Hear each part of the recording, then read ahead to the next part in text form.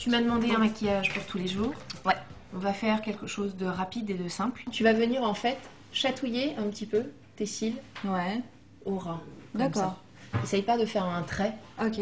Tu fais des petits points, comme si tu rejoignais des petits points entre eux. D'accord. Et après, par contre, avec ton estompe, tu vas repasser là où tu étais. Et du coup, tu vas avoir quelque chose de très doux, de très uniforme, et qui va tout de suite souligner ton regard sans le marquer. Alors pourquoi je vais de l'extérieur vers l'intérieur? Tout simplement parce qu'en fait, si tu fais ça, et que tu vas par là, bah, tu sais pas où tu t'arrêtes et puis tu finis jusqu'aux oreilles. Certaines aiment bien en mettre en dessous. Ouais. Si c'est le cas, tu vas regarder en l'air un tout petit peu.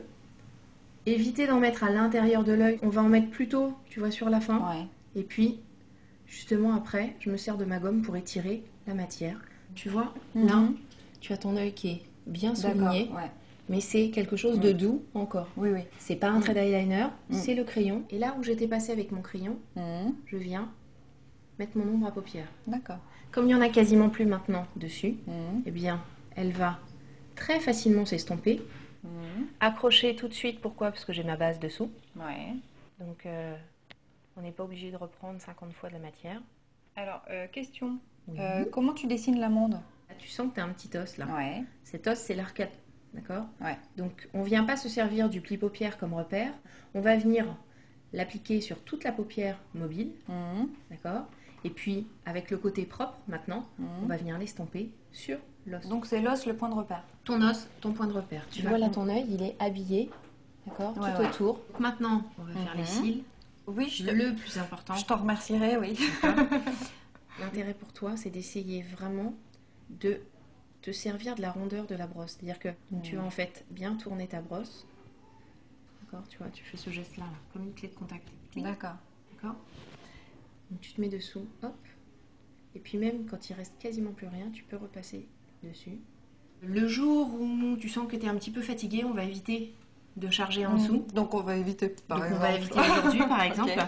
Mais sinon, il n'y a pas de problème à venir faire dessus et dessous.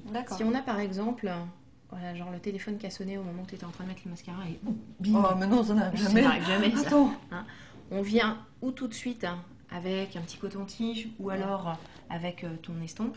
Tu viens et normalement ça s'en va tout de suite. Par contre, si ça a séché un petit peu, tu reprends ton stylo perfecteur, c'est-à-dire vraiment ton anti-cerne, tu reprends ton petit pinceau, pof pof, et tu vas venir en fait enlever ta bêtise. Quelle couleur d'ombre à paupières pour quelle couleur d'iris? C'est the question. Alors en fait, il n'y a pas à s'inquiéter. Tu peux quasiment tout mettre. Qu'on ait les yeux verts si on a envie de mettre du vert, qu'on ait les yeux bleus si on a envie de mettre du bleu. C'est à nous un petit peu de savoir. C'est un peu comme les vêtements en fait. Tu mets la chemise devant, tu vois ce que ça te plaît, ce que ça te plaît pas.